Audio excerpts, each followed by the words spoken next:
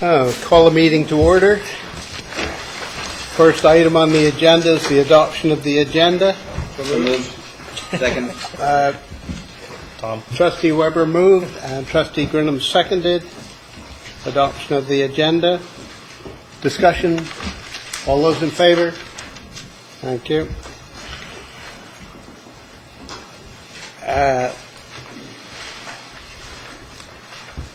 The next item is the consent agenda, which is essentially the meeting minutes from the meeting of January the 28th. So moved. Second. Trustee Grinham, second. Any discussion of those minutes? No? All in favor? Thank you. And the report of the in-camera meeting, we had a long in-camera meeting which focused on personnel and property issues. The next item is presentation. The Secretary Treasurer is going to introduce that for us. Yes, thank you, Mr. Chairman. In the back of the room is Mary Ruth Harris. Wave. Mary Ruth is going to come and provide the board with a presentation on a web program that we've been developing. It's been in the works for about a year now. I think we reported it actually probably last June. The program, the website is called the Valley Community. It's an opportunity for the school district to share some great news. So what I'm going to do, sorry the public, it's going to happen behind you. What I'm going to do is do a little playing on the website while Mary Ruth talks about it and tells you all about what we're trying to do here. So over to you, ma'am. Hi, thank you very much. The original thought behind it came from my own life. I was surrounded by teachers. My mother, my sister, my aunt, my cousins, my niece. So I got to see education from both sides of the coin, from the teacher side, from the student side. And then as my daughter entered the school system, I became aware that there was absolutely awesome and unique things happening in every single school. That every single school was very unique in its own way. But there was no way for the general public to find out about that. We moved up to the Comox Valley 4 years ago, and I discovered that here was absolutely fabulous. And my daughter went to Cottage Park into the French immersion. She's there for 2 years now. She's at Marcus Health. And our experience has been absolutely phenomenal on every front. And I just felt that there had to be a way for everyone to find out about how amazing every school is. In the Comox Valley, there are a little over 25,000 residences that pay taxes. But only 4,500 actually have a student in the school system. That means that 82% of the residences in the Comox Valley are supporting the school system, but they have no idea what that support is creating in terms of achievements. So the Valley Initiative will be a way for every taxpayer to have a look, have a window into the classrooms and a doorway out onto the field to see all the amazing things that are happening in all the schools and programs and partners throughout the Valley. So, Russell, if you want to maybe go up to the top and just hover over elementary schools. You'll see every elementary school listed. And maybe click on Patnage Elementary, just for seconds. So there's two. One is the video, so you click on the video. And that takes you to a post of the actual video.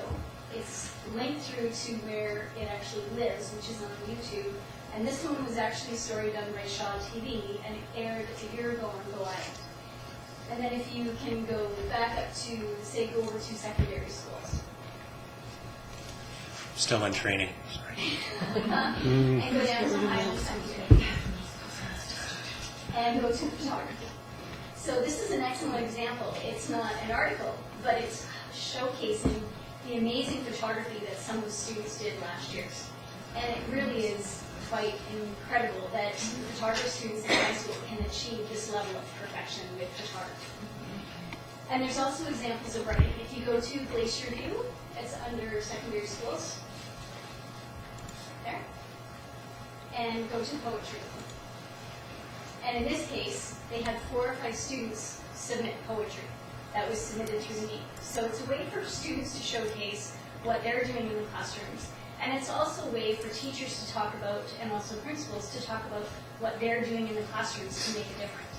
So if you go to Courtney Elementary, and making a change. So Kyle Timms just submitted this last week, and this is highlighting what they're trying to do, and it's a takeoff off of the BC Ed plan, and how they are creating multiple age groups interacting with each other to promote interactive learning with each other, and also to promote individual learning programs for each student, which is also from the BC Ed program, the BC Ed plan, the new one. One of the other advantages to having a site like this available to all the teachers and students in the district is that any student who has an idea about something you would like to do, they can pitch that idea to their teacher. They can come up with a plan of how to incorporate that into their personal learning. They can create an academic mark for it, then they can submit it to me for publishing. So they are achieving two different things. They are getting a mark that will count for them academically, and they are getting published.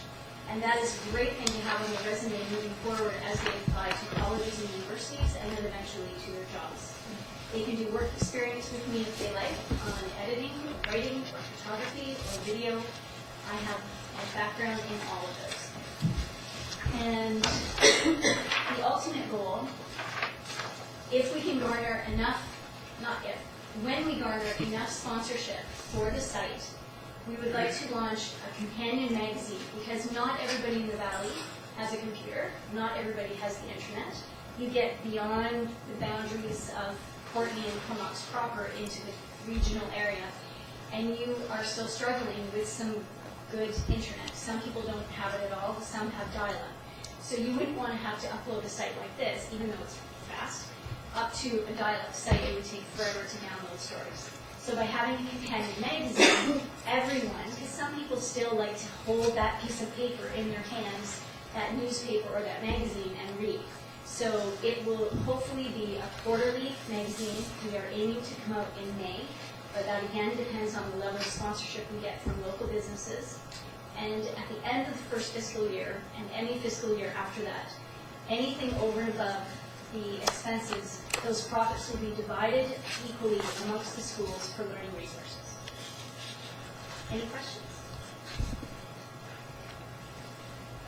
Comments, questions? Trustee No Webb? question, just a comment. Very much appreciate the initiative that you've taken to put this together. And also just to affirm that this is really a vehicle to showcase events and good things that are happening in schools, and it's not a vehicle that would speak to larger issues within the district. Like That is it's correct. not a big P or small p political. It's purely, here's all the cool stuff that's happening It's in the district. purely providing a voice for the students and the teachers and any community volunteers that work within the schools. So it is absolutely not political. This is not what I do. I work for Shaw TV locally in community programming. I'm the host of Go Island. And I'm really drawn to that style of reporting where it's focusing on the good that human beings have to offer and the good that we have as a community. There is enough negative stuff and sensational headlines in this world to last for infinity, and I just don't want to be a part of that. I really feel strongly about giving students and teachers a voice and showing off what they can do and what they are doing every single day in our schools. Yes? Are we going to be able to use it for events that are upcoming? Yes. Because I just devastated to find out that published just in a Missoula Theater died, and I saw the poster the day after, and I love Missoula Theater. So Yes. this is a venue for being able to know what's coming up, that things that we, as the public, might want to know. That's right. And we are launching a companion Twitter as well. And so I would say by Monday of next week, there will be a Facebook site as well as a Twitter feed. And it will be, Twitter goes out, I find what we do with Shaw is 3 or 4 times a day. And then what we find is a lot of the people that follow us on Twitter are retweeting our tweets. So it is getting sent out. Remember that old from the 70s, that shampoo commercial, you tell two friends and they tell two friends and they tell two friends. Twitter is the exact same thing. People try to teach me about Twitter. I'm really old school. I'm just comfortable in Facebook. So I don't follow it there. I actually really got to appreciate Twitter during the Olympics because one person would tweet something and then you would know immediately what was going on. It was a lot of fun. So yes, we're definitely going to be working with the principals and the vice principals. We've had a lot of support from the schools so far, and I think now that we're up and running and we've got your blessing, hopefully, that they will really get on board and start feeding information on a regular basis. Trustee Caden? So I think you answered my question about Twitter and Facebook. I'm just learning Twitter myself. But for those who want to find it, are they going to be going to our ST71 website or the schools? Like how would people, not everyone goes to our website to link, so how are people going to find out about this great thing? What avenue are you using to announce that you're here and how can we find you? Okay, I believe that Russell and I are going to be sending out a news release in the next 24 to 48 hours to all of the local radio, TV, and print, the newspapers, as well as it will go to all the principals and vice principals for them to put up on their site, as well as the ST71 site. So word will spread fairly quickly, and we're also following up with an email. We've been communicating with the principals and vice principals and the liaisons, but in the next 24 hours, we're also sending an email directly to the teachers, letting them know that this is now launched and it's up and running, and to start feeding more stories on a regular basis. Okay. And in terms of, sorry, go ahead. I'm just going to say the flow of information is very well protected. So the way it's going is it's coming from the classroom to the principal or the vice principal or the liaison, and then it's coming to me, and then from me it's going to Russell for 24 hours for a turnaround, just to make sure that nothing falls through the cracks, and then it comes back to me to actually go up live on the site. Trustee Gurnon? Thank you. Well, I think that there are so many great things to celebrate in our school district, and certainly this is an opportunity for us to expand that exposure to the public, because even though we do get good feedback from the press, there are a lot of things that are going on in our schools that we really don't recognize, and we need to, because kids are doing some wonderful things in our schools. Even to the point of this morning at Courtney Elementary, a grade 10 or age 10 student, I think in grade 5 or grade 4, giving us a demonstration on computer design and codes. A 10-year-old telling me about codes, and then putting the superintendent's name up there and in bubbles and moving it around and having it explode and come back and to a full name again is just, I mean, I just could not believe what I was seeing. And that is not unusual. There are all kinds of kids out there doing wonderful things, and we need to get it out to the public. I mean, these are tax dollars that are educating these kids, and they need to know and celebrate what we're doing. So this is a great start, and I'm looking forward to the hard copy. And well, hey, there's lots of people who like to sit and read a paper. So well done, thank you. Anything more? Thank you very much. Great presentation, and yet another bookmark to put up on our work browsers. Thank you very much.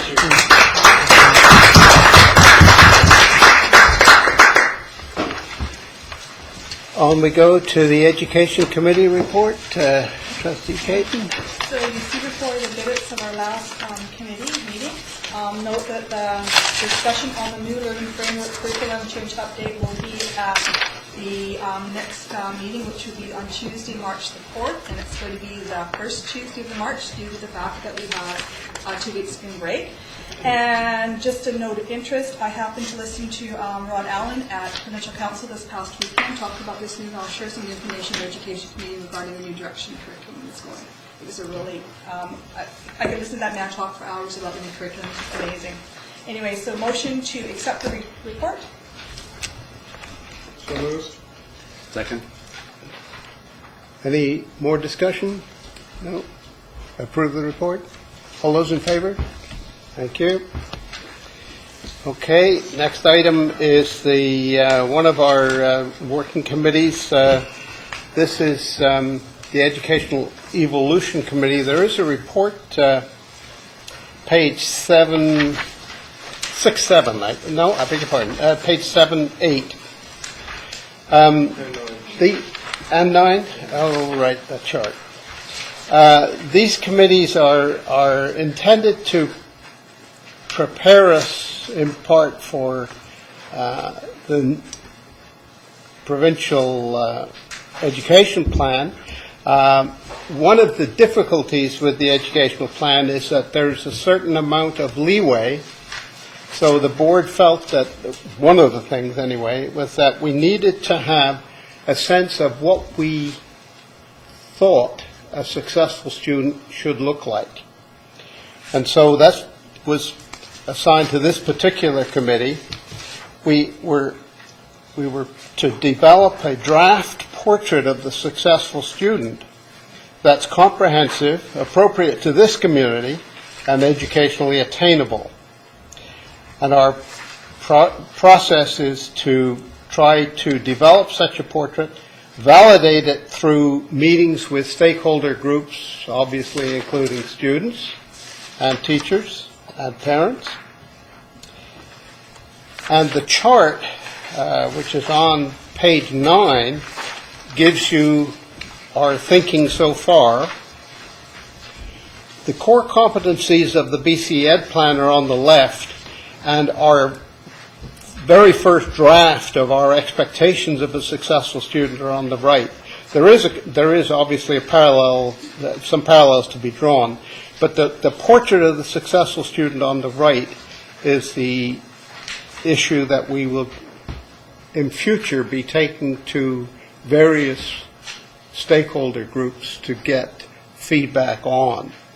We think our students should be accomplished in basic skills, confident, practical, emotionally secure, physically fit and knowledgeable about health issues, and community-oriented. Those are the main heads. Obviously, some of those things mean different things to different people.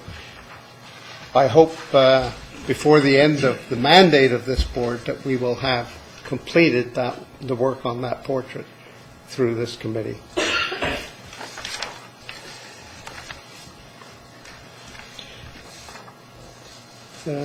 Comments, questions? Okay. The next issue is the educational update by the superintendent. Through you, Mr. Chair, to trustees in the gallery, just a verbal update about some information. We're sharing some information which is currently in the news. Most folks are aware that there has been an award that the BCTF and government were involved in a legal discussion that went to the courts, through the court system, based generally on class size and class composition issues. That award has been long in the making in terms of the time it has taken for the award to be heard by the legal system and for Judge Griffith to make her decision. That decision finally came through, and the BCTF was awarded what we would describe as a remedy to that court discussion. And that award is currently in play right now. What's happening and what you'll hear about in the media is that government has gone to has asked for a stay of proceedings, which would mean that in terms of the award which they have won, the question is when that award would be in place and what would that look like. So I believe about 2 weeks ago, government began to gather information from school districts about what it would look like in our district, in other districts across the province. All of us were asked to provide with some kind of draft planning around what it would look like to actually literally apply the award in our school district. That information was given to government. They took that information and went and applied for a stay. A stay means simply a stay would mean that at this point in time, government is asking a different judge to consider whether or not the application of that award would be postponed.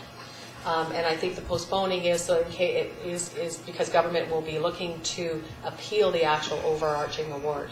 So just if you will hear, I'm giving you a heads up because my suspicion is that sometime tomorrow there will be a decision by a judge about the stay, not the award itself. That's important to see the distinction between the two of them, and so whether or not that if the stay is granted, it would be with some kind of timeline attached to it, perhaps by the judge. I'm guessing at this point in time, but a stay would normally say a stay until something. So I'm not sure what that timeline could be. It could be they could meet the government's request to stay it for this school year, that we wouldn't need to apply that award in this school year. It could be that the stay could include not applied in this school year, and perhaps the judge would add, I think this was a request within the document and certainly in the discussion, about what till an appeal was heard. So it could be one of those. It could be both of those things. It certainly is, we will not know until a judge makes a decision about the stay, about whether or not we implement the award this year or at a later date. Running parallel to that is the notion that the government has declared that they will appeal the actual award. That's a longer process. It goes to a higher court and has the potential to be much longer than the time that it has taken to actually hear the stay. The stay has been a fairly quick turnaround. There are predictions and precedent for setting around an appeal of an award of that magnitude to be anywhere from 3 months to 2 years. And so when you hear about the Justice Griffith Award, it is an award that was that the BCTF won, and the question is whether or not that will be appealed in its entirety, and if so, what that looks like, and whether or not in the interim it would be applied, and that's why the government, I suggest, has gone to a stay to see whether or not that they can hold that. We should know that answer within the next day or two. You would expect that we have a Plan A and a Plan B and a Plan C around all of those things as they unfold, because we may need to react very quickly to the application of the award, or there may be a distance of time set by the judge that's heard the stay appeal. And we'll just know where we are. I will hear at the same time that you do as the public about what that looks like. And we have been planning for those eventualities in as best as we can with the limited information that we have right now. So I just wanted to bring that to the public and to the trustees, and I'd answer any questions for the trustees. Questions, comments? Thank you. The next issue, as always at this time of the year, is the school calendar. Assistant Superintendent DeMayo is responsible for this. Thank you. Just before you'll find some documentation. I believe it's on yellow. And please forgive me, the initial one had the wrong year. I was thinking next year was 2013-14. So, yes, I was trying to be a year younger. Anyway, first off, you'll see the composition of the calendar committee met quite a few times.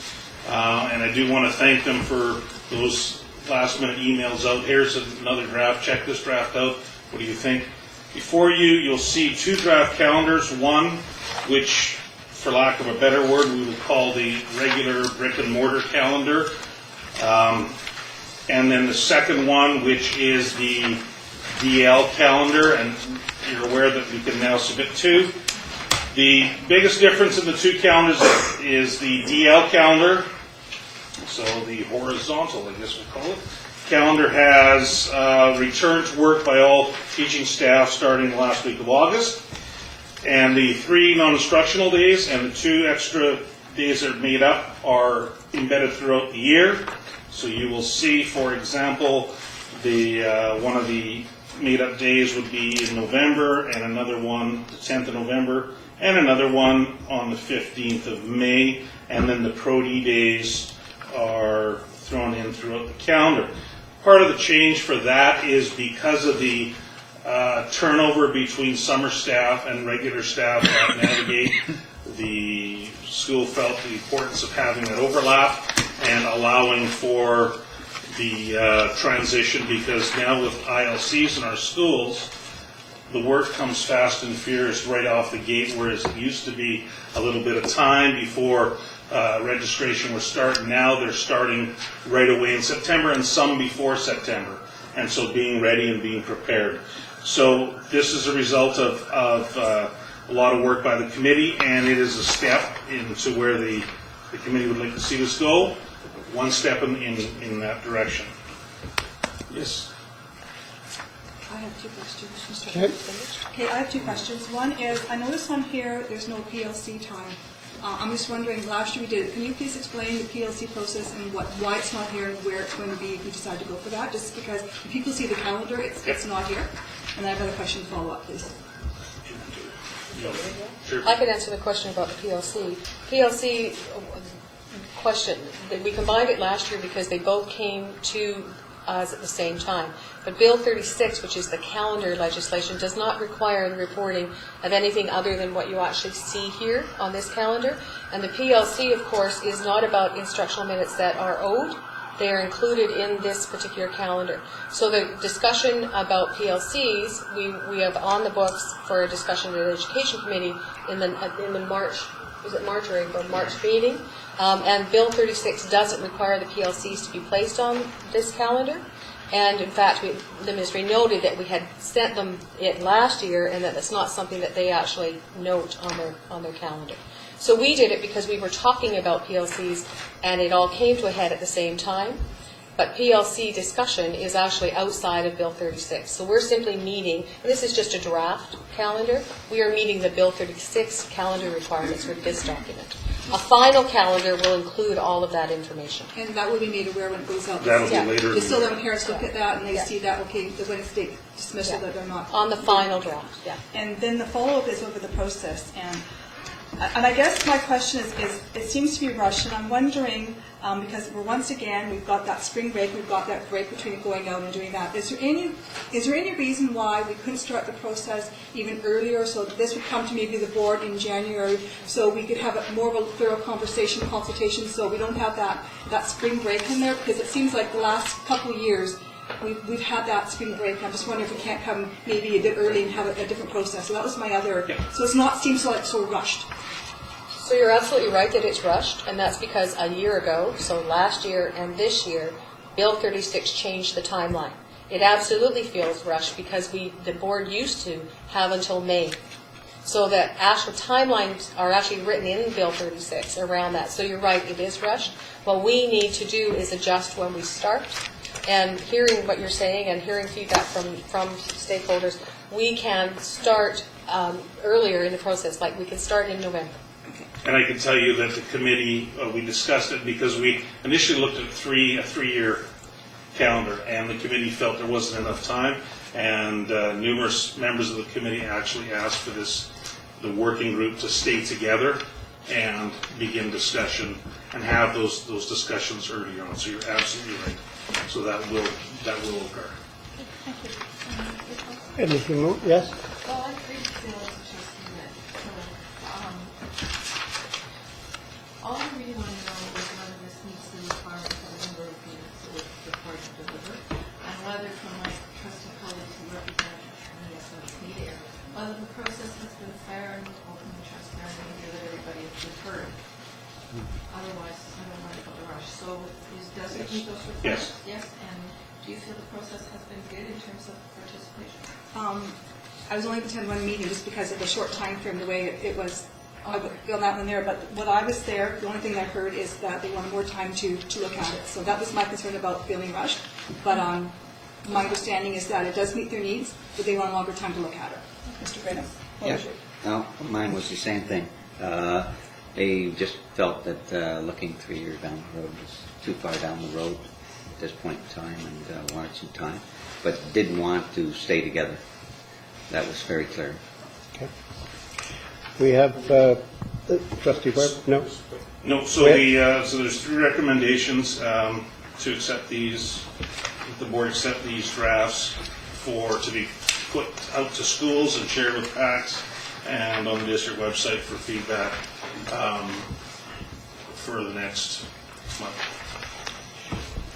So I'll move the first recommendation that the board accept the draft 2014-2015 regular calendar for consultation purposes as the proposed calendar for the next school year. You have a seconder? Second. Trustee Brennan? This is the draft calendar for consultation purposes. Any discussion? Any further questions? Call the question. All those in favor? Thank you. There is a second recommendation. I'll move the recommendation. Okay. Trustee Caton, that the board accept the draft NIDES calendar for consultation purposes. Is there a seconder for that? Second. Trustee Weber. Any further discussion? No? All those in favor? Thank you. Move the third recommendation with just a slight change, that it's a Tuesday, April 1st, not a Wednesday. Thank you. I'll second that change. Okay. Trustee Caton seconds the amended recommendation. Any discussion of that? Do we have a time? What? Trustee Webb? Just quickly, it's framed in terms of to approve, and I know that sounds and reads quite presumptuous, but it's approved because we need to meet a timeline. So the consultation process will inform what the board sees on the 1st of April. Okay. Trustee Grenham? Do we have a time of the meeting? By chance? Pardon? Time of the meeting. 7 o'clock, do we normally start, or? Historically, that meeting has actually been at 5:30, from 5:30 to 6. It's a Tuesday, and is that not the first Tuesday of the month? Yes. It is. We usually attach it to Education Committee, which would be the second Tuesday of the month. And then we do it before then. So we attach it to the second educate, is that too late for the time frame that we have? Because that would be on the 8th, so we have to actually have it on the 1st then, Is that correct? right? Yes. Okay, Yes. there you go. Okay. So there's a second amendment then that the time of the meeting is 5:30. Is that acceptable to the mover Yes. and the seconder? Yes. Thank you. Then I'll call the question on the third recommendation about the special general meeting. All those in favor? Thank you.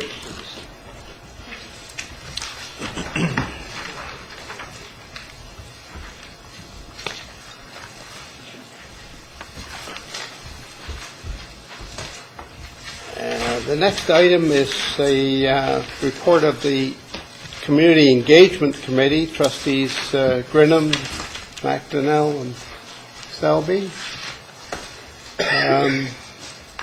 Somebody reporting for that committee? I'll be happy to do so. Trustee We Grinham? had our committee meeting, and we came up with basically 3 goals based on the district vision mission, and our key results were: goal number 1 was work with the BCSTA to host a opportunity for engaging our community training session, and we are in consultation with BCSTA, and we'll be getting back to advise the board of specific times for that to be hosted. Our second one was the implementation, as you've just seen, the Valley Communication website, and the supporting the creation of a quarterly print magazine. We think that's, as far as the communications and public engagement, that's critical. And it will also give us an opportunity to start to deal with some business partners in the Comox Valley, and to start to recognize some of their contributions as well. And our third goal is to develop generative dialogue structure through consultation with district leaders and the Comox Valley District Parent Advisory Council. And you can see the key indicators and the progress and thinking to date. We're looking forward. We know that there's a crossover between our committee and the other committees that we have struck, and so we're looking forward to working together, certainly on the communication aspect of it. And our philosophy is to build a foundation and then start putting the steps into place. So little steps first, but with a solution to having a strong structure in the end. And that's our report. Now let's... Thank you. Questions, comments? Well, I just to note that on the the first goal, the third indicator, I think we actually agree to take forward. We just said we were going to make a plan. We agree to take forward. I think that was really, it sounded too much. But, and the other, I just like to, some of our discussions there were that the work, the engagement community, or one of the basics of community engagement, why do we do it, what do we mean by it, what are the parameters, that we intended to have a broader group of representatives of our partners and stakeholders at that meeting, so that we would hear from them about what they might be bringing to the table, or how they'd like to relate to us in doing this, and we would learn right from the very beginning. We'd be practicing this and learning from each other as we move forward. So. Okay, thank you. Anything further from that committee? No? Thank you. The next item is what is called the Relationships Committee. Trustees are Trustee Gamacorda and Trustee Caton. Somebody reporting for that committee? I'll do a very quick report on that one there. The one thing this committee talked to was the relationship between the board and our education stakeholders. And you saw some of our working goals on our committees, but we want to actually meet with our stakeholders as a group and discuss our district vision and mission. So we're going to be setting up a meeting in the near future, meeting with each group to have that conversation. And we really want to recognize and honor all the members of the school community, not only in our district but in our community. There's many people in the community that come into the schools and work with our students, and we like to acknowledge and recognize them. And one of the examples we have, there's many businesses, and I'm a person that likes to shop locally when I know that those businesses support the school, and I don't know who they are.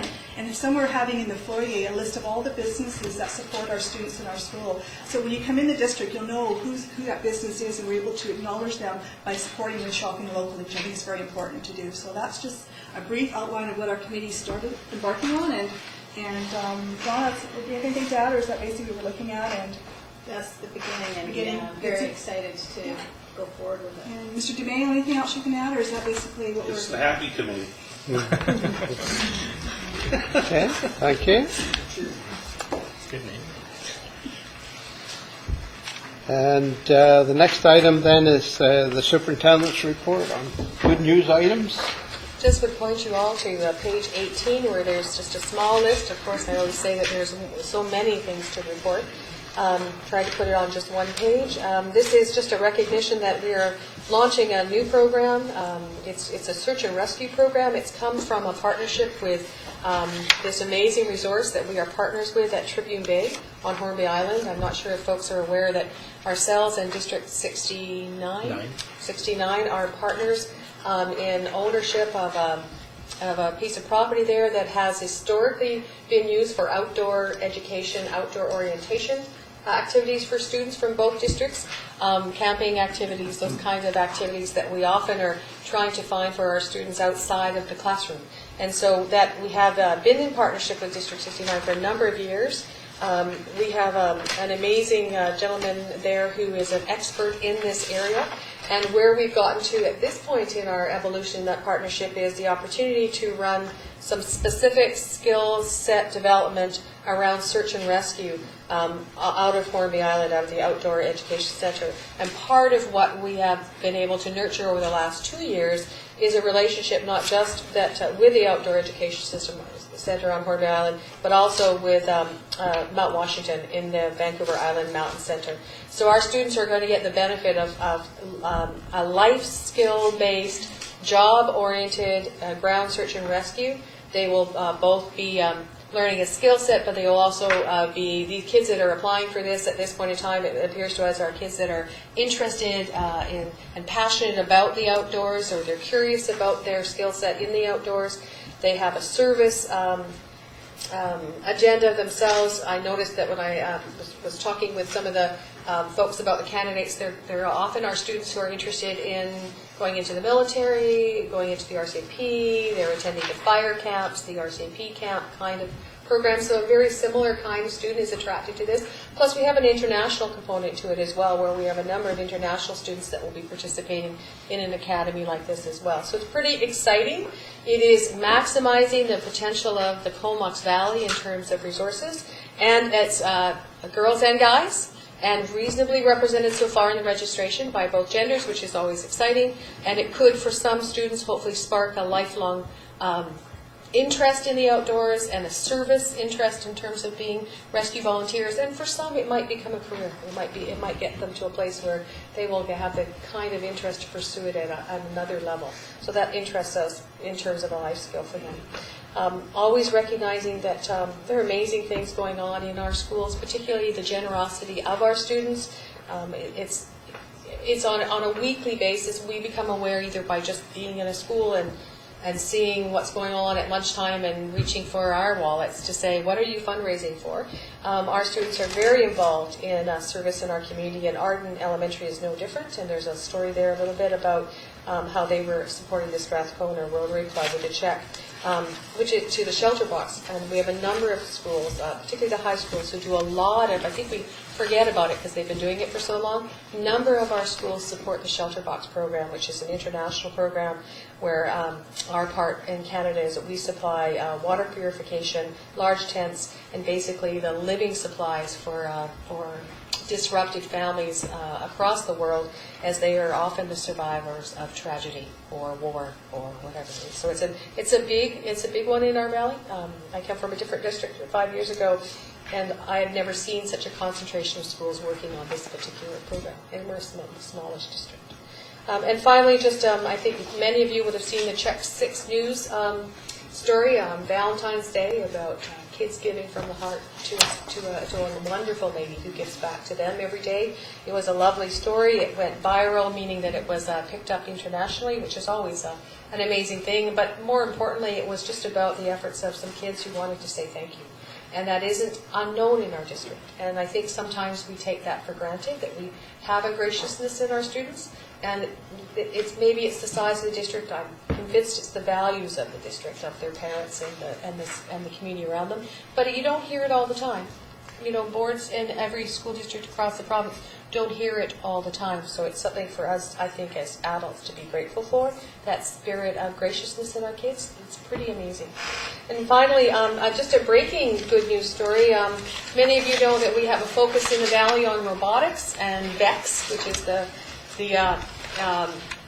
it's the competition side of robotics, but it isn't competition like we normally know competition, as we would know in sports competition. It's actually a team-building competition that historically Randy Gray has reported on our involvement. It's a big deal in the Valley. We often host provincial tournaments that are around robotics, and our students have begun to develop an expertise in that continues to be recognized. And so just very recently, like this weekend, Stu Savard, God love him, and a number of parents with an energy and a passion around keeping their kids in their interest level, which is around robotics, participated in a competition that placed a group of Navigate students with a group of Isfeld students, and they went as a School District 71 team, and darn it, if they didn't win, and everything that they were competing in were in the final rounds with Gladstone, which you'll have heard me report on before, which is the provincial, probably one of the top North American teams, top 4 North American teams. And they combined with Gladstone to compete in the final rounds, and they won their competitions, these students from Navigate and NIDES, and they've been invited to the global competition for robotics. Pretty amazing for a small little district in a very short period of time. And that's about kids, again, that's about parents being participants and getting them to the tournaments and taking them, and the Navigate piece is so interesting because very often our Navigate students, of course, aren't in a centralized catchment area, so a lot of their extracurricular meeting time is done online, and it's done virtually.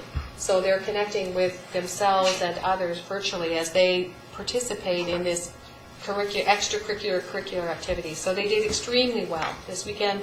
We were very proud of them. And more importantly for me as a superintendent, the judges noted several times to our parents and to Stu Savard, the teacher, that if there had been a sportsman-like award there, because they don't really have one, our students would have received. And there were a couple of hundred students competing in this competition. So once again, we're very lucky.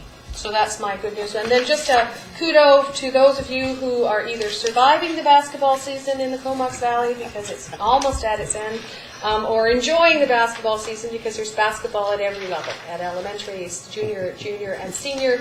Many of our teams have been highly successful and have either won their regions in terms of the North Islands, AA, AAA, quad. If they're moving on to the islands at AA, AAA, or quad, or they're moving to the BCs in AA, AAA, or quad.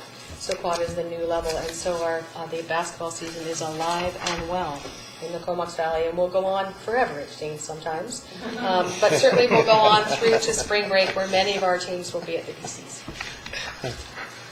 You know something I about know a the little bit about basketball? basketball. I've seen more basketball than any woman probably should see. That's right.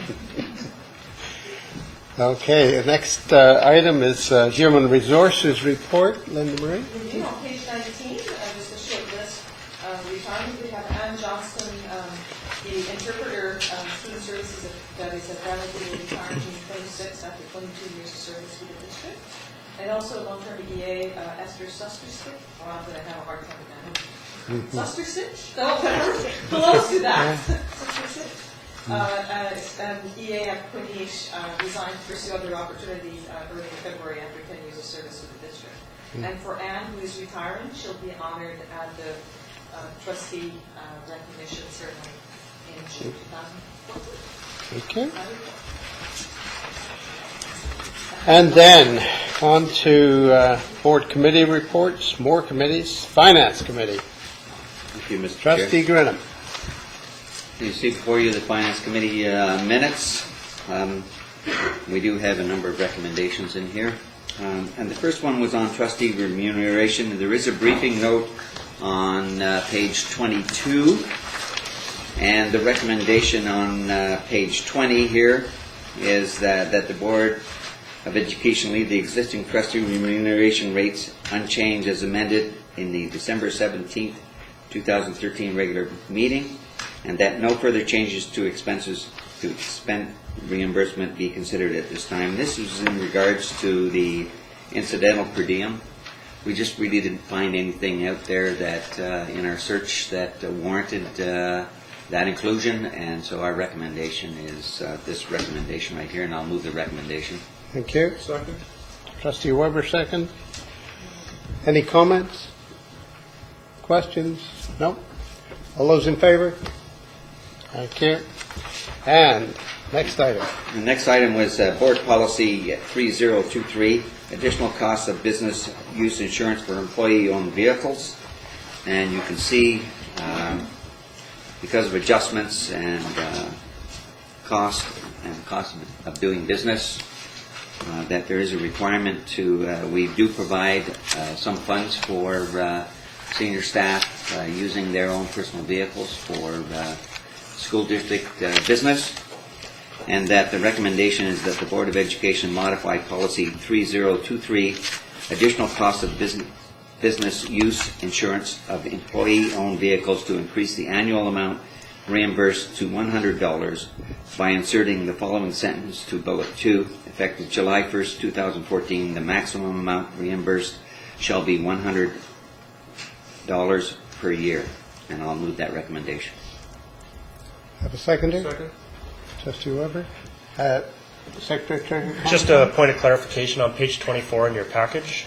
You can see bullet number 2 where the additional wording is being added. Thanks, Russ. There's an error in the formatting. The sentence that has strike-through text on it would not be removed. The sentence that's being added would be in addition to the existing wording. I see what you mean. So bullet 2 is now 2 sentences, And it would become 3. become 2 sentences. Okay. Yes? 2 quick questions. One, just a clarification. Rick, you said senior staff. Is this? Well, senior staff? Is there's this for- other staff members as well. This is that, district staff? Yes. Oh, Okay. Okay, thank you. And do we have just a ballpark figure as to what the the all-in costs may be? We have about 60 employees a year that claim it. Of those 60, more than half of them are under the current $60 rate, and the other 30 are about $20 more on their insurance. So we figure that this increase to $100 will probably cover off about 95% of the employee costs, and there's about 30 employees times $30. So. Okay, thank you. Anything further? No? All those in favor of the amendment? Thank you. And the last thing is the amended budget, and I'll turn it over to the Secretary-Treasurer to speak on the amended annual budget. Thank you, sir. Starting on page 27 of your package, please. So this is the amended annual budget. So this we do a budget in May, which is our annual budget. And then we come back to the board in the middle of the year to adjust our final enrollment, our revenues based on our final enrollment numbers. Page 27 has the bylaw being put before the board for adoption. The bylaw would be referred to as the amended annual budget bylaw of the Board of Education of School District Number 71 in the amount of $83,996,472 for the 13-14 fiscal year. I'll highlight a few points for you before we come back to the bylaw over on page 28. Page 28 is the amended budget revenue and expenditures. So as you follow your finger down the left side, you'll come across a category called revenues. Our total revenues in this budget is $84,044,000. The total expenses that are being recorded are $83,563,000. And then there's a net revenue over expenses of $480,000. Within this budget is an operating shortfall of $1.58 million, which is made up of the operating budget shortfall of $1.3, and then the board making a $276,000 contribution to our local capital reserve. Over on page 29, you'll remember in prior years we had all sorts of accounting lessons on the public sector accounting board changes. So the operating budget now includes the operating budget, the special purpose budget, and the special purpose funds budget, as well as the capital fund. And you can see there that there are the four amounts that make up the amount. The operating budget is $75.8 million. Special purpose budget is $4.2, and the capital fund makes up the remaining amount. Over on page 30, the financial statements like to report our impact on our working capital. Our working capital is simply our current assets minus our current liabilities. And this budget is indicating that our financial position will improve by $899,000 when we close off the books at the end of June. Page 31. Page 31 is analysis of the operating reserve, or the reserves for operating, special purpose, and capital fund. The operating fund is projected to have a year-end balance of $1.1 million. The special purpose fund always zeroes itself out, and the capital fund will have a balance of $30.7 million. The largest part of the capital fund is our investment in our capital assets. The next schedule is page 32, 33, all the ways through. I wasn't planning on going through them unless the board has questions on them. They just break out the revenue in more detail. They break out the expenditures by program and object in more detail as well, and it all adds up to that front page. I'll take you to page 40.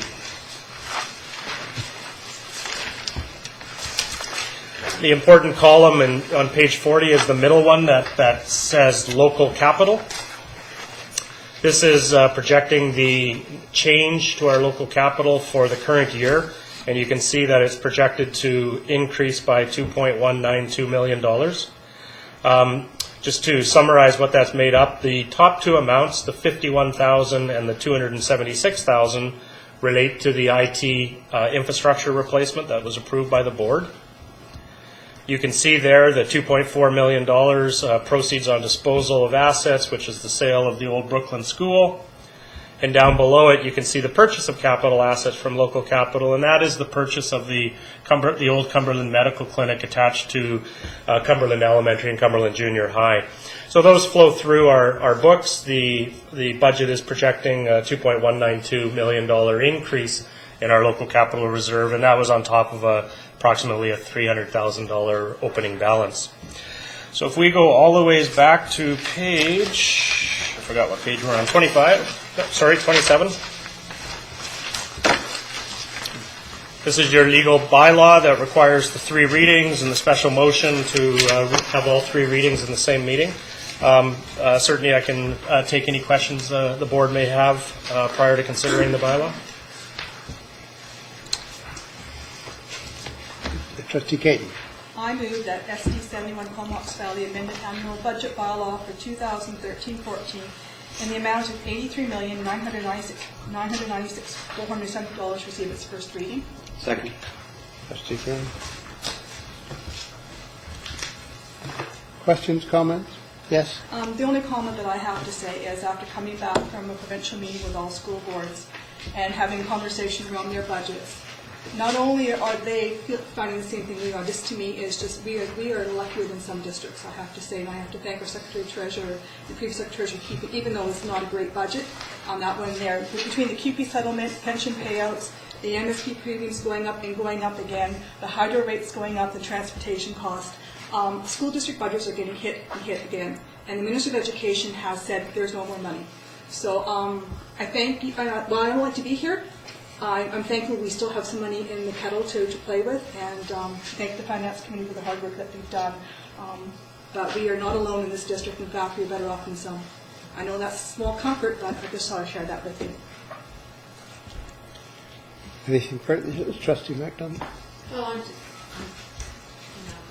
just digesting inner trauma of having a deficit of this size, because it shows as the consolidated budget is a surplus, but that is reflecting substantial income from Brooklyn. And we are in this position with nothing to do with the management, the good management and stewardship of our programming and the budgeting that have been done, and it's entirely, a substantial hit dropped upon us, and I find that extremely frustrating, and I'm happy we need the public to be paying attention to the situation that we're in and the effects that this is having on public education and our capacity to meet student needs. It is not a happy emotion. Thank you. Trustee Graham? Yeah, unfortunately, it isn't as good a news as we would have liked. Certainly the recalc in December didn't help us at all with an expectation of a certain amount of funding, and then that being cut in half. Then the demand on special needs services for some of our gray area students, which are not funded but need help. And the belief in this school district is every child has a value and is valued, and we need to support that value. And that costs a lot of money. And unfortunately, it's not being recognized by the province, and so the funding isn't there for it, but yet we're paying for it. But it was just certainly good management over the last few years that we were able to have a bit of a nest egg, and which is our only salvation right now. But we are going to be going into some serious times about budget crunch for the next couple of years. Okay. Anything further? No. We have a recommendation before us, an amended budget. It's been moved and seconded. Yes, call the question on the amended budget. All those in favor? Thank you. And then there's a second reading of the bylaw. Could I have somebody move? That school district number 71, Comox Valley, amended annual budget bylaw for 2013-14 in the amount of $83,996,472 received its second reading. I'll second that. Trustee Caton? Call the question. All those in favor? Thank you. That the board unanimously agree to suspend the requirements of the School Act and the Board Procedural Bylaw 2007 to have the third reading of the amended annual budget bylaw at a subsequent meeting. Seconder? Second? Trustee Caton? That, Sorry. There's an error in the bylaw. Our bylaw is actually 2012 because there was an amendment made to it, so there's a typo in that motion. Thank you for making Sorry. me look bad. Sorry. I was figuring out how to do that sensitively. It was a setup. would the mover of the motions accept a friendly amendment to make it 2012? Happily. Thank you. And the seconder, yeah. All those in favor? Thank you. At And- School District 71 Comox Valley amended annual budget bylaw for 2013-14 in the amount of $83,996,472 received its third and final reading. And the seconder for that? Donna. Trustee Campbell Corder. And call the question on the final reading. All those in favor? Thank you. Thank you, sir. Well done, Finance Committee. Thank you. Just a point as we finish off, I hope that we have an opportunity to either discuss tonight or very shortly about sending a letter to the Minister about funding and formulas and all this kind of stuff, because we really do need to tell the Ministry of Education the issues. That's actually coming out of my provincial council recommendations. Perfect. Thank you. Thank you. And then we have the Student Health Ad Hoc Committee. Trustees Weber and McDonald. Thank you. Thank you, Mr. Chair. The Student Health Ad Hoc Committee had its inaugural meeting on the 15th of February. And I'd like to thank my partners on that committee, Trustee McDonald and Director Schatz, for their spirited contribution to the conversation. The minutes and recommendations are captured on page 41 in your package. The intent of the recommendations are really to establish both a knowledge baseline for senior staff and in particular trustees, and then also to identify a bit of a baseline as to the existing good work that is happening in lots of places within our district that speak to student health. And as referenced in the body of the minutes, student health is not specific to physical health, it's mental health as well, and other considerations. And prior to the committee coming forward with more discrete recommendations, we thought it would be prudent to have a bit of a scan as to what good work is out there to identify areas that we want to continue to support, where we perhaps need to increase support through our attention, or gaps that exist that we need to begin to fill. So to that end, the recommendations are there for your consideration. Move the recommendations. We have two. The first one? I would just move both recommendations. Move both? Okay, thank you. And the seconder for the recommendation? Trustee Caton? Okay, we're dealing with both together then. An in-service presentation and an environmental scan of current health-related activities. And if I could just add that there isn't a timeline that's attached to it. It's just whenever is reasonably possible. Okay, thank you.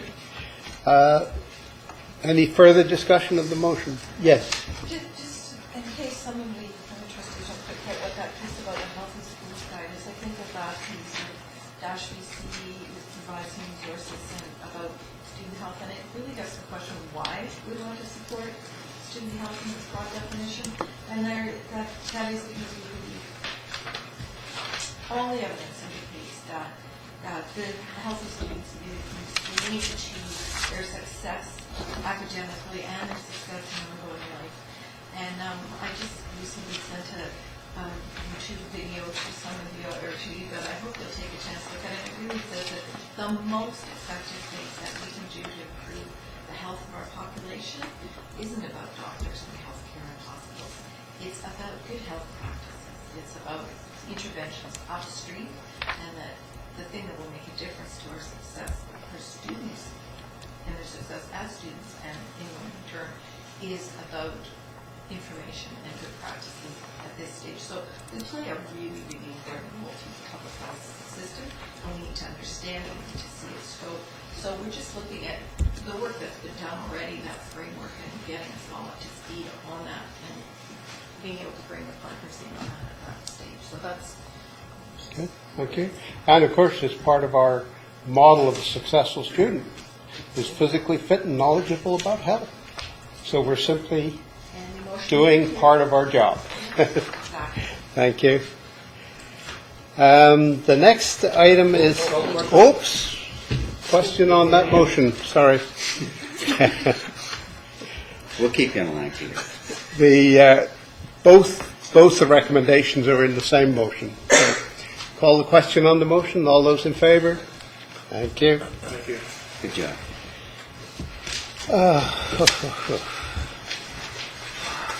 Notice the motion. I lost a piece of paper here. We have a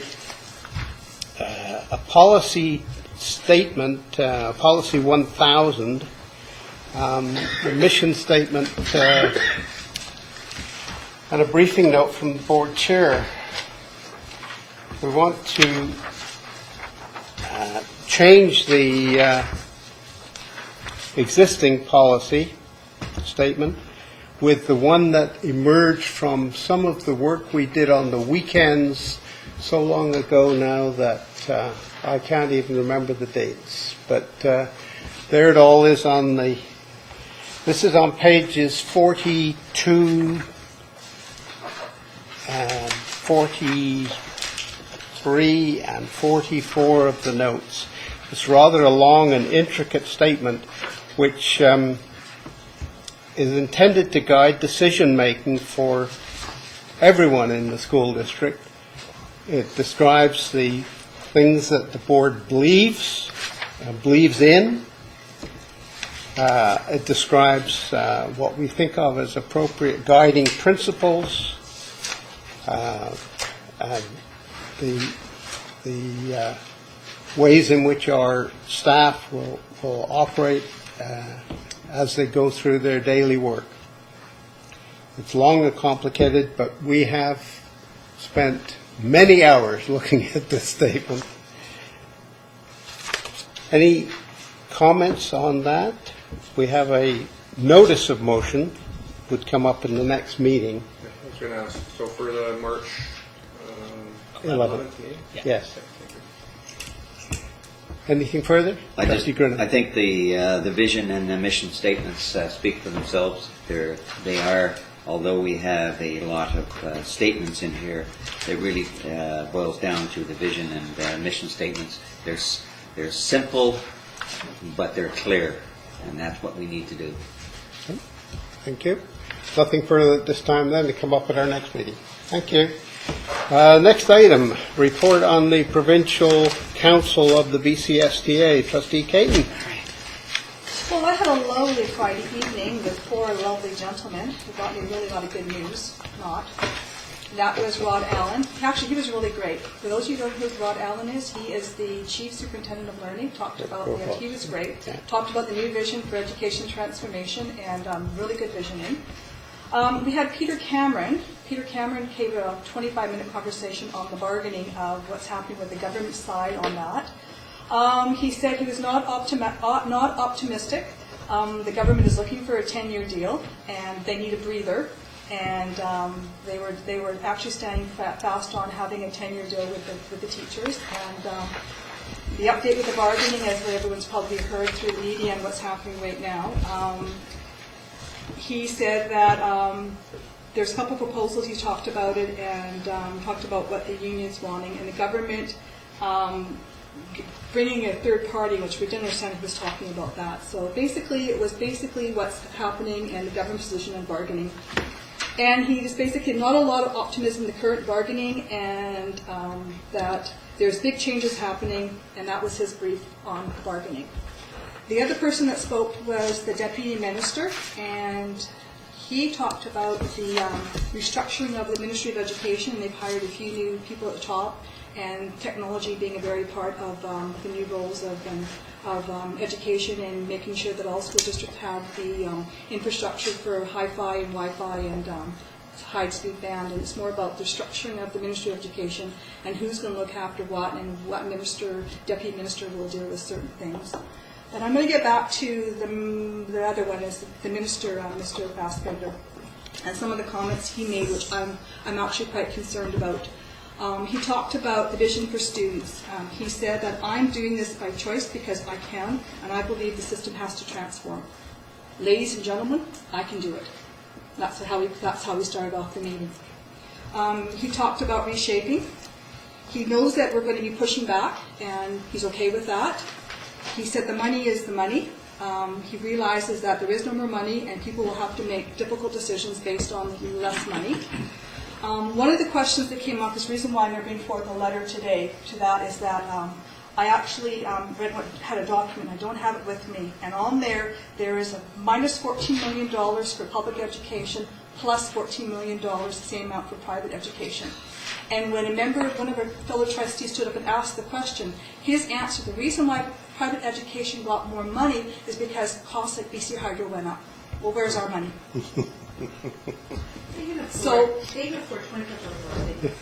that was kind of the dialogue that we had with the minister. He knows that the costs will increase with the additional tax burden. No questions, we'll have to pay more.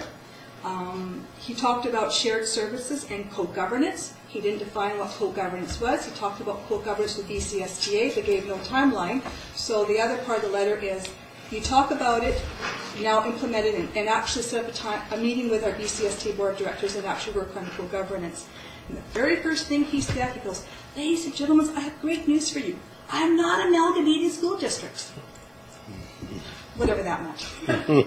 So that was his line. So it was quite a disappointing meeting we had with the Minister of Education. It's basically, I'm doing it my way, this is how it's going to be, and move forward.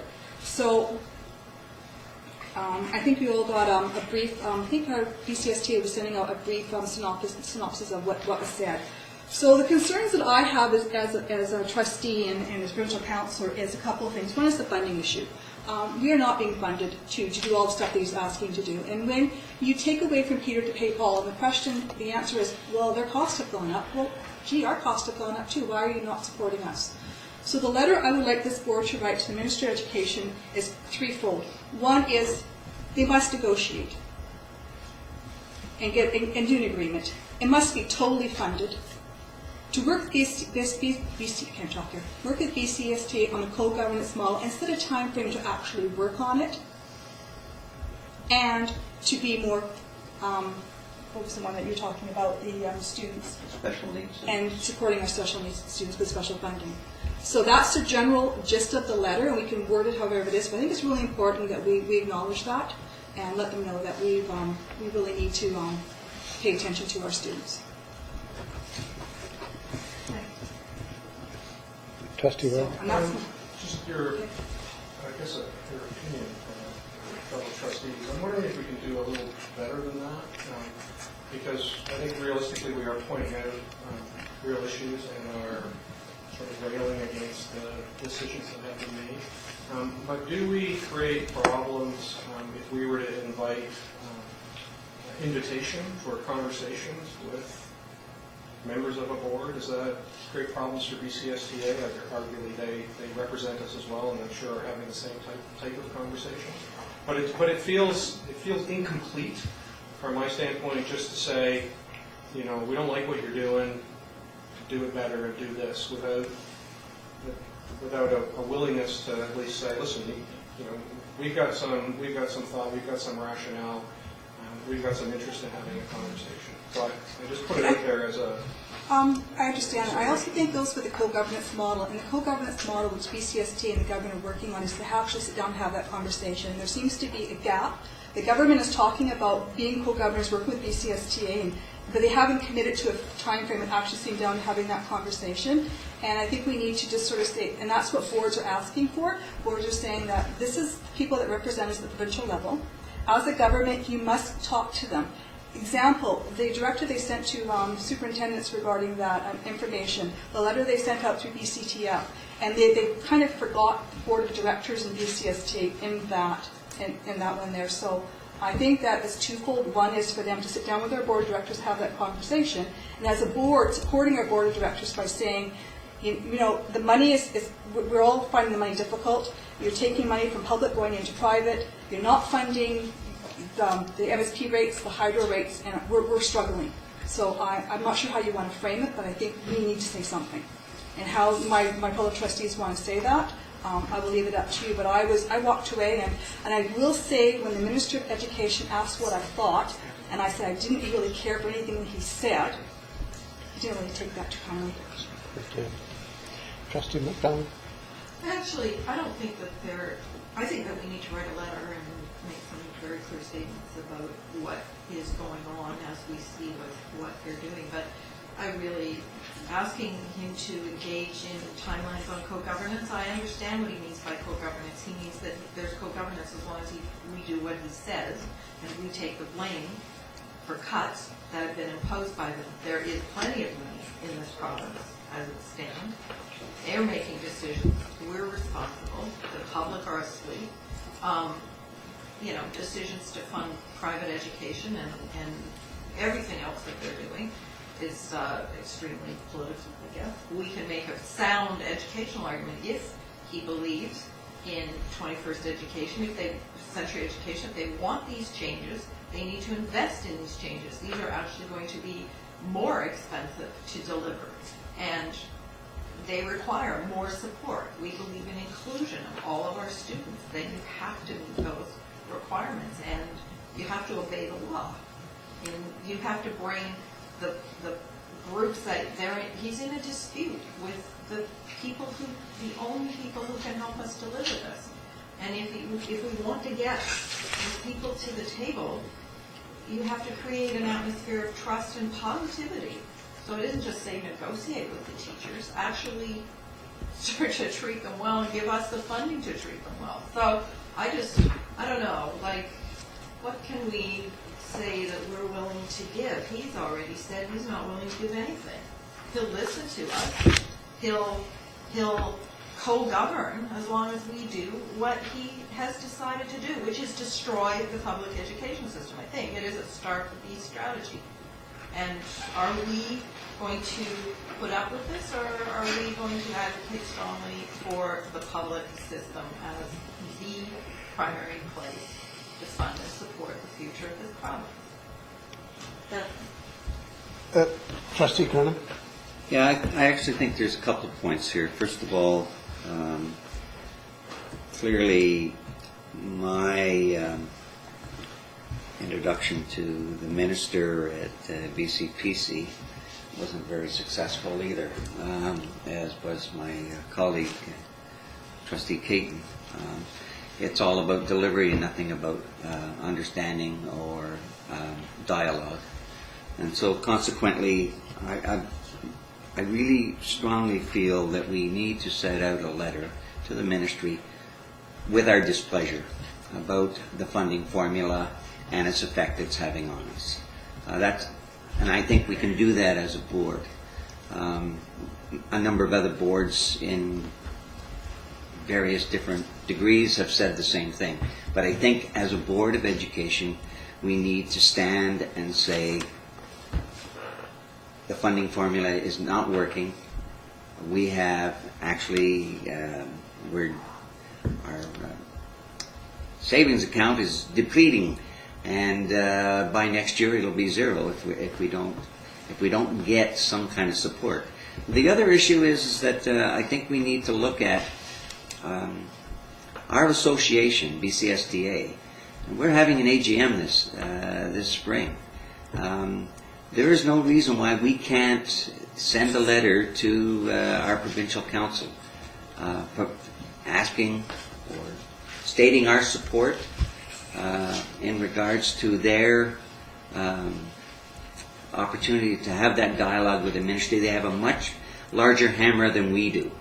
And so I think the minister will listen to them a little bit more because they represent all the school districts in the province. And I think that's the avenue that we need to go to be strategic.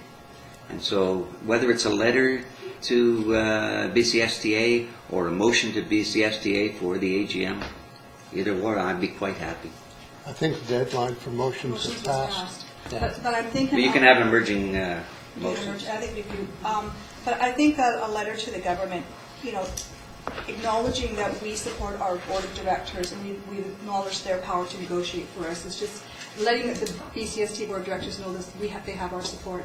So I'm just somehow we want to frame it, but I think it's really important that we do this. So I'll leave it to you, Mr. Chair, based on the conversation we had today, to frame a letter based on the recommendations. Would that be? You need a motion. So I moved a letter to the Ministry of Education Thank you very much. and with copies to BCSTA over this board's concern over the funding of public education. You do have a place. If you ask me to do that, I'm going to ask the superintendent. I've been taking notes. I have the whole time. Second. And then I'll just finish my report. We'll take that under advisement. We'll take instruction from our colleagues, and we will proceed to draft a letter for your perusal at the next meeting. Sorry, I'm sorry. Could we call for further things? And then just to follow up on my report. We do have a motion on the floor. Which is? To write a letter. The letter, and I've seconded it. Okay. Call the question. And any further discussion on writing a letter? I'm writing a letter. You can't tell me to write it down. All those in favor of it? Thank you. And We will have a draft letter for the next meeting. And just to follow up on some of the motions, and that actually one ties into our motion tonight regarding a letter regarding the BC Ferry Services. We discussed with provincial council the impact of those proposed schedule changes will affect all students in the province. So the board of directors will be sending a letter and meeting with the government regarding that. So just to touch base on that. And we've also sent a letter to the government regarding the funding, that they must maintain and no more cuts to funding. So whether they listen to us, I'm not too sure on that one. So it was a lovely meeting. That's our next item, is the service changes that will affect us directly. Superintendent? So on page 45, and I'm going to apologize right now, this is clearly the first draft of this letter that got printed. It's got grammatical errors in it, and it's, as a former English teacher, I wrote it, it's pretty offensive that this is the first draft that you got, and my apologies.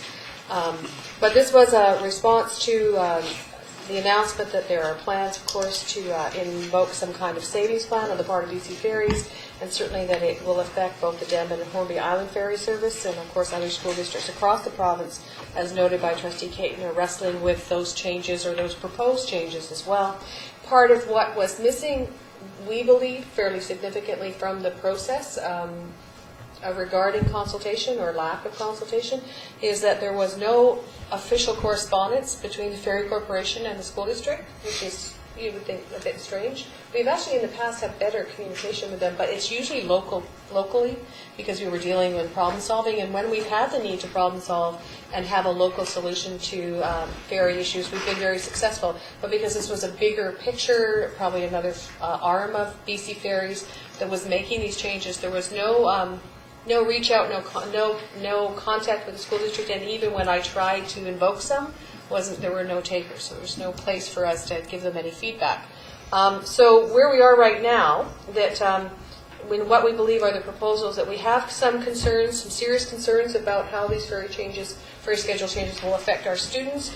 We always want our island students to have the opportunity and feel like they have the opportunity to participate in extracurricular activities, for example. Our students who come off the islands to Vanier or other high schools to participate after school, or to be involved in an area of passion, or to be receiving perhaps some additional support after school, and to be able to make those connections. We also want the island families to be able to participate in the extracurricular life of their own students, to attend a basketball game, or just to volunteer to sit on a parent advisory council, and to be able to access that parent experience without the danger of not being able to get home. And of course we have staff members on both Denman and Hornby as well. So part of what we had wanted was the ability to at least influence, or to be listened to about what those ferry changes might invoke for folks, and we weren't able to do that. So I'm asking your endorsement of a letter, which I will write, and to bring back to the board. To the Ministry of Transportation and Infrastructure, which is the body that is involved in this, to copy the Minister of Education and the President of the BC Ferry Corporation, requesting that the changes to ferry schedules be delayed until proper consultation with education authorities, the school district, have occurred, to make sure that the route changes do not adversely affect student and their parents and any educational opportunities and any engagement opportunities for parents. I'm going to make the motion with an amendment. Sure. To include BCSTA with that, just because Oh, we're copy, advocating Copy, through the, yeah. for the others. So I'll make the motion with the amendment of BCSTA. You're seconding the amendment? Sure, I'll start. Yes? You don't need a motion for the amendment. So- There was no motion made, so just the Just motion vote. is with the BCSDA included in. Okay. So it's seconding the motion. Seconding the motion, sorry. Any further discussion of the ferry schedule issue? I just want to add a point. It seems like there's also, it's not just a schedule, but there have been changes to the financial arrangements for student travel. For quite some time, students that are attending are going after school, if parents are driving their kids back, and it's not on the regular school run, but they are getting on late, the kids' costs are waived, and on weekend sports trips, if we were taking kids back from Taekwondo or something, that the kids were waived, and that is now being eliminated, similar to the seniors' allowance, that's being, although not the staff free travel, but so students that aren't on that school bus will be paying, even if Denton is going to have some later ferries, the kids will have to pay. So there's a financial barrier, so it creates an increased disparity for kids that have some vulnerability factors. However, the BC Ferries follows the same type of consultation as Minister Fassbinder does, and the consultation which has occurred so far has had absolutely no effect. It was an entire waste of money, just a show, and added to the extensive salaries of the multiple managers of BC Ferries, would probably fund our deficit actually. Just saying. We may have a problem with the motion, though, because if there are more than just the schedules involved, no? And part of the reason why the travel cost isn't in there specifically, because to be fair, I've heard that, probably know that it could be true. There's nothing written down. I can't get anything from BC Ferries that says definitively who would be eligible, who would not be. So part of the proper consultation would be about clarification, because it's I can't get an answer that is consistent from one person to another about that, so that would be part of the consultation. Okay. I am aware of it, Members of the Ferry Advisory Committee, but I've heard it and not seen it, and I asked for it because I had heard it, and nobody can produce a document that will show me that it's there or what the criteria might be, so that was what I lumped in under consultation. Okay, so the motion is in order as it stands. Call the Any question. further discussion? No? Call the question? All those in favor?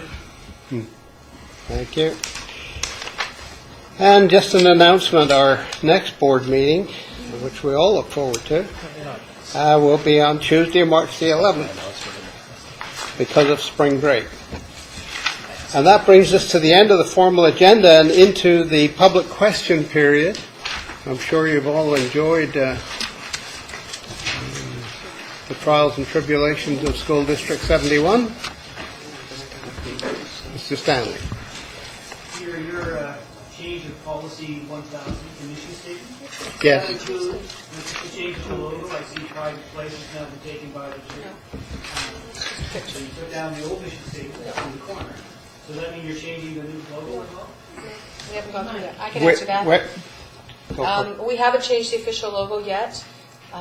That's a picture that was used. Actually, that was actually designed for an event. Actually, that we used, and it's just up there. We have to go through a logo changing process, and because we have been in limbo about policy around that, and we don't really have a definitive logo changing process, but we need to do that, Steve. We need to go through a process, a consultation and a process. So that's simply there because it was designed as a poster by Elise for an event, and I think it was something that we were all showcasing work from. Those are all the schools' logos. So we haven't got to the logo change yet. And, okay, anything further? Am I allowed to just talk whatever Please. I want? My name is Denise, and I'm here because my son is a special needs person. And we're not getting recognition that we need for him. He's 17 years old. And we're here to find out how we get help from being here tonight. We live in Murrayville, so we don't know if we have to go to the trustee that is specific to us, but we need help, and we're not giving up. So I can help you with that. The first place to start is to meet with the Director of Instruction for Student Services, and she's the lady right beside you. That's Esther Schatz, and she would be the first place to go, and she can then help guide you through the process from there. Yeah. But Anything? if I may say one sorry. more thing, I'm a parent sitting in here that believes that I should have came with a committee or a board. I seem out of place here. Like, I think that my son being 17 and have been in his grade 11th year, and with this always been an issue for us, and here we sit, and there's just me and him. It just seems sort of out of place when you're talking about how many great things are going on in the valley, and here we sit without a board or a committee. And I just sort of seem out of place being here, but this is where I think I should be. And we're glad you're here. This would be the place to ask the question. So, Sherry, for parents that have attempted to access resources and haven't, over a number of years, have still not found that, you would be. I would We be. have processes. There is a to process, support yeah. parents. Yeah. It's not usually out of the blue. No, it's not out of the Yeah. blue at all. And so the process would be always to start at the school level, to move to the district level, and finally the district level would include me. And if I may ask or say one more thing, that to sit here and watch the beautiful presentation that we started with was pretty incredible for Sean and I, because we came to the valley from the North Island, because we came here researching. We could have went anywhere in the world we wanted, anywhere. And we chose here for that reason. And we're just sitting here alone. Funding could be an issue, but for us, he went, talking about personal and private things, he went to tutoring for 6 years when we arrived here to assist the school district with his issues, and still we sit here alone. So we'll connect you to the person that can hear your story. I'm not sure that you've met before, No. and that would be the best place to start. Okay. Okay, thank you. I just want to follow that because my question is about the student health committee. I don't know how to phrase them as questions or comments, but I know you're in the really early stages of the committee. First of all, really happy that you guys are formed the committee. Me, really excited that mental health is included in that. So my question, I guess, or comment, however you want to take it, is when you're ready, I really hope that there's going to be parent, not just consultation, but parent involvement, parent perspectives included in the students, especially around the mental health, because we know in a classroom of 30 kids, there's at least 6 kids that have mental health challenges, 20% of them are receiving services. It's huge. And also, that it's not just about supporting the needs of the students, but it's about supporting the needs of the educators to help them identify the mental health needs of our students. And when we get to that place, I'm more than happy to talk about the new mental health guide and what we're doing in Campbell River School District. Okay. It's huge conversations that started Thursday after that. So, Okay. good job. And? I have 2 specific questions, but I'm hoping that I can answer them, that I can ask them quite quickly, but if I could just have an opportunity to echo what Denise has said, and she said she feels like she should come with a committee. I can't count how many committees I said.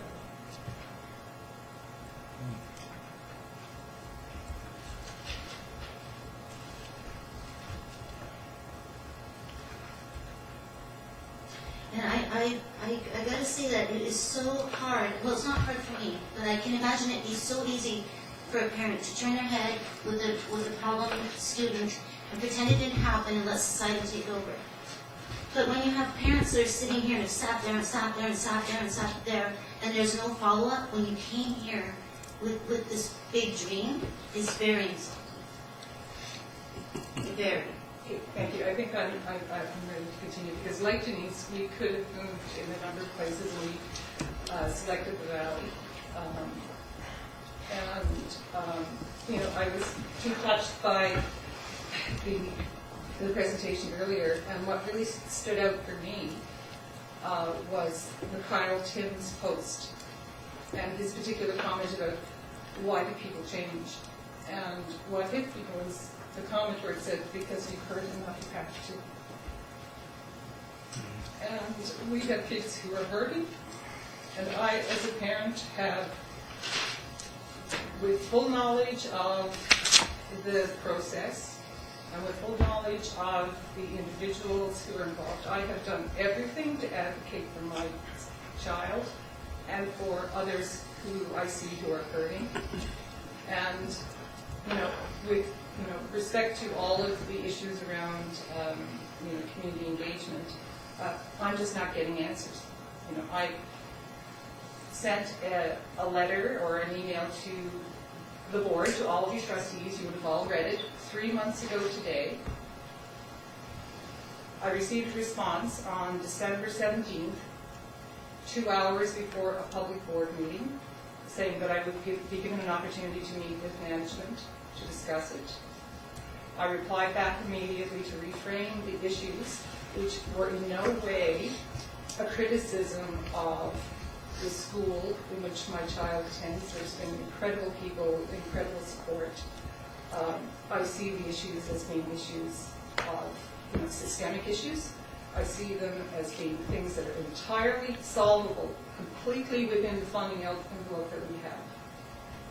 And here I sit before you tonight, 3 months after I wrote that letter, I have not been given that opportunity to meet, and time has clicked along and along and along. And I know everybody is busy, but we have children who need to have services, and they need to have them now, and they are not being provided, and I can give you very specific examples of how they're not being provided.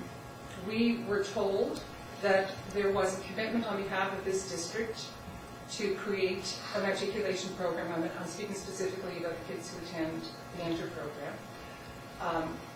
I recall watching from home the May board meeting where a trustee asked the question and was told by management that this would be seriously considered. I acknowledged in my letter of November that parents were quite appreciative of the meeting that was held at the school to actually welcome our input. I also recognize that in December, our principal and Tom came into the classroom and sat with these kids and had them do a visioning about where this was going. They were so excited because, these are kids who have found a home for the first time. It struck me when I looked at our achievement contract, and there was some phrase in there about school connectedness being absolutely critical to resiliency. And for many of these kids, we can draw we can connect the dots and draw the pattern of how many times they have bounced around the system. Their experience has not been like what we've seen here tonight. And they have found a home, they have found a place where they're being successful, where all of the things that you talk about, where all of the things that Peter Fassbender talks about in terms of 21st century learning is occurring. And you cannot convince me that we don't have it within our funding envelope to continue that program. And yet the work has not been done to have that launched within September. We, as parents, received a letter in February 11th telling us that if some of those kids are in grade 8, they don't have anywhere to go for September. Some of the grade 7s could potentially go back in there. And in the letter, we were told that we had the option to pre-register for a possible program, but we've not seen any information about what that might look like. There's been no secondary school identified. We have no sense as to whether anybody wants to house these kids. We have no opportunity to actually go and look at a location where it could probably be, to make an informed decision. And the alternative to that is that we could do a cross-boundary transfer into another school. And the deadline for that is how many days' time? It was the end of February. The end of February. So here I am, 3 days to make a choice on where my child goes. And I don't think that has anything to do with plumbing envelope. I think that has something to do with the way that work gets moved ahead in this district. And it has, I think we really, so what I'm coming to you here tonight is, I see the very scary numbers, and I know you have some, very tough decisions, and I don't even want to get started about co-governance and all of those other things, but at the end of the day, I guess what I'm asking is, are you really committed to these group of kids and finding a place for them to go? Because within this budget that you've now approved, I guess, from my understanding from Trustee Danny White so many years when I sat here, is that once the board approves the budget, then, within that so many million of instruction, it's up to, management to implement it. But I do believe, it's my understanding at least, that it is the responsibility of the board to actually implement the achievement contract and to actually look at how you allocate those resources. So not just, we're spending how many, $29 million on special education, but to ask those questions about where exactly are you spending that $9 million? Which programs? Which students? And is it being done, is that money going to support the needs of the kids who really need it? We do have legislation that says that, that there's actually a legal requirement to meet their needs. And they come often with extra funding to do that. And in this particular case, to add insult to injury, we have, students in this program who are bringing full revenue to the district, including the full per student revenue, as I understand it, correct me if I'm wrong, plus bringing a whole lot of additional, special needs funding to the district. And we as parents are responsible for delivering, for supporting them with support of a teacher, but we do have them at home 2 days a week. And so 40% of the curriculum, we are their lead facilitators. So we've made this intense commitment because this is what we felt our kids needed. And we're not seeing the commitment coming back in the other direction. So I suppose I have to frame this into a question to get off my soapbox, but I guess what I want to know is, what is the process now moving forward whereby we as parents can ensure that the board holds, that this program gets developed and that there's somewhere successful, somewhere for these kids to go in the fall. How do you then make those choices and moving forward? And is there an opportunity for us to come forward and to help make it sustainable? Because if it's not about the money, if it's about other ways we can support these kids, if we don't need an EA in the class, if maybe we could, find some other ways around it, and I shouldn't probably say that because it may not be the thing, but if you really asked us what it is that they need, maybe you would come to understand that the need is not a financial one. The need is a different one. I think So that what there would you needs to be more follow-up on individual Yes. students that are known to have some kind of disability. Because when you have to go into a school every year, like we expect to go in every year and multiple times, but every year to tell our story, to tell that our son is medically has a learning disability, that he has been tested by your psychologist, by private psychologists, and these thousands of dollars are going on and on about testing to make sure he really, really, really can't read. He really, really can't read. And every year we got to go in and we get somebody else that's his case leader or his group, and everything falls apart because the next year it's somebody else. And it's huge if you're the parent because we're just common people. I'm a florist, he's a logger. We don't get what you're talking about here, but we know what we're talking about when it comes to a son. And probably more than anyone in this room, maybe not you, but anyone else in this room, we know about it. So we can answer a lot of that, probably just condensing the last bit. Yeah, sorry. Tom, no, it's all good. No, but I just don't want to be disrespectful Yeah. to the first part. Tom facilitated that meeting, and I think my sense is that you think that we've made some kind of decision already to not explore that program, and we haven't made any decision about that. But Tom can tell you where we are, and he can summarize where we were the last time we met with you. The planning stages are still there. We've looked at it. None of our high schools have started the planning. We're behind because of a lot of reasons. So the letter you got was a conversation that we had around principals saying, this is the time I've had it out in the past, what are we doing? And I said, well, we can't, there's decisions about any programs have not been made. However, we need to plan accordingly. So that plan is still, we're working towards that. We're still working on that plan. It's not that that's been shelved at all, and we're looking at locations. So those plans are still in place. What we're trying to do is get ahead of with the question that you asked, which is what happens to these kids. So we're trying to give options to in a conversation with Jeff, to parents. This is what your choices are. We didn't want anybody to miss other deadlines. So this is an unusual situation, Marilyn, and I will admit that because of the time frame that we're in. But those plans are still there. They're being developed and they're being worked on. Yeah, and I don't want to come across as not recognizing that, because I've seen a tremendous amount of effort that has gone into this. And I know that there's a lot of people in the background that are putting the ideas together around the curriculum framework. But the key piece to give people confidence to actually sign up, but if you want it to actually go, you're going to need the students. Okay? And so you're not going to get the students because if we don't have some nuts and bolts around the school, a commitment from that school that this will be a safe place where those kids are welcomed, where they're going to feel supported, where there's systems in place to make sure that they are part of that school community, wherever that might be.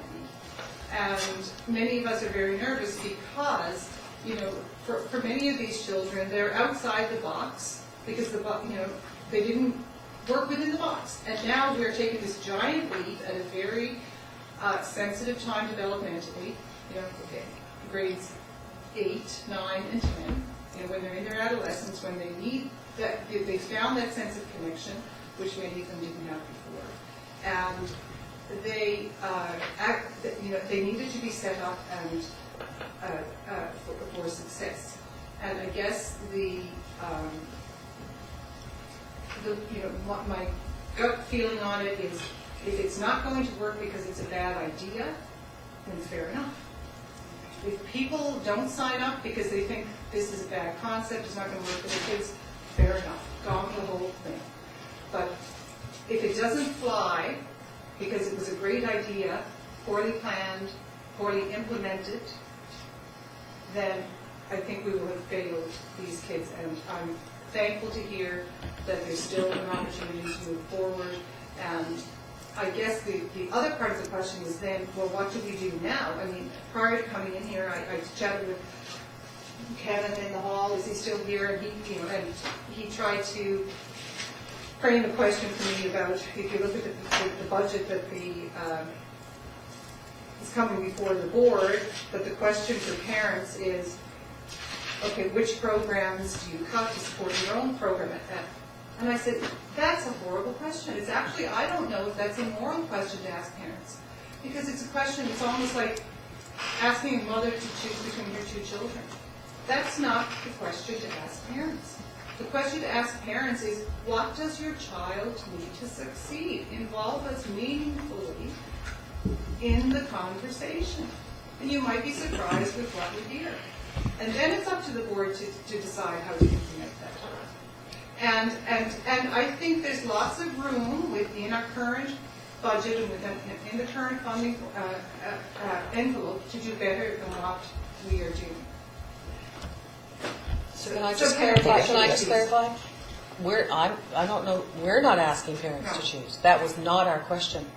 Was it the gentleman at the Oh, back? no. So that's not our question. We wouldn't No, put I know, parents in that but position. this is coming, The difficulty is, and I'll be honest, the difficulty is that in the financial landscape that we're facing now, and part of the delay has been around the last 7 weeks for us as significant funding, as we've had a significant shakeup of the funding landscape from the dollars that we had every reason to believe were coming from the ministry. $988,000 turns into $400,000. To all kinds of other reasons. That's been the delay on all kinds of decision making. The award is another one. So we're just in a place where we had made no decision that we weren't moving. It was how can we move and in which direction would we move with what programs. And it would be too unfair to ask parents to choose. You're absolutely right. It would be like Solomon's baby. The difficulty is for senior staff, as part of our role to recommend to the trustees eventually will have to make those kinds of decisions. And you heard them say already that that's not something that they had expected to have to do or would enjoy. And the dollars that are attached to those documents are the dollars about this year's budget. They're not about next year's budget. So what we would say to you is that we are doing everything we can with the information that we have to create as many opportunities for students. And we do need parents to advocate for their students, and we do need to make sure that we're doing everything with the resources that we can stretch to make sure that we are meeting as many of our students' needs as we possibly can. And so that's where we are today. This was about closing off this year's budget. We are now already well underway. We have Plan A, Plan B, Plan C, and we're probably about G now, because every time I open my emails as superintendent, there's a cost downloaded from the ministry, and we have to pay for something. So we're in the thick of budgeting for next year. So the kinds of decisions that you're looking for around the extension of the Enter program are bound in two pieces. One is our ability to believe that it's an educationally viable program, and we do. We haven't heard anything that would change our mind about that.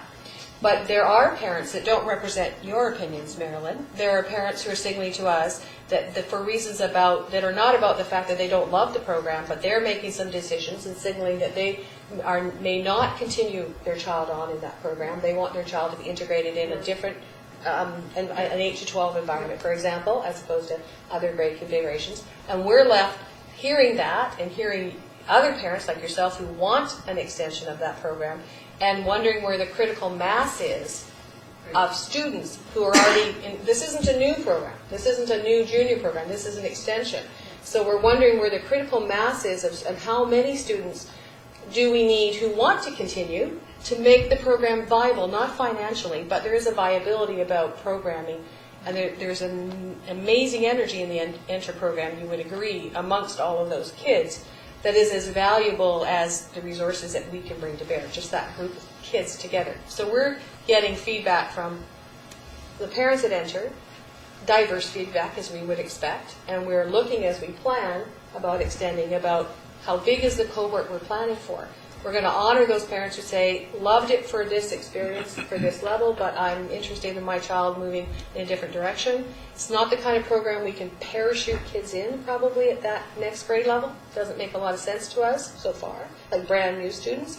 And so does that change the model that we've all been talking about slightly about where it moves to? How does it move, right? So those are the kinds of things that we're talking about it all the time. And we are less than timely because of some of the delays that we've had. But we have not made a decision not to continue that program.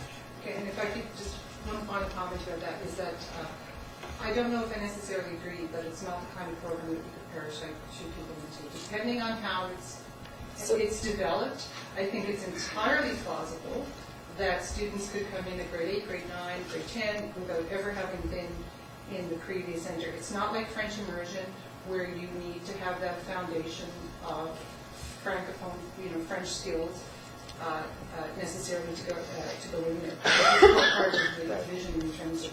Well, we may disagree on that, and we may be listening to staff who are in the program, and we might have a slightly different. And that's still, when I said we're not convinced, doesn't mean that we've made a final decision, but that is some of the feedback we're getting from folks that work in that program. Any other comments from? Yes, ma'am. I've been the one, a couple of weeks ago, I wrote in asking for headlights to be on the agenda. And I was told maybe in March, and I'd just like to know if that's going to happen.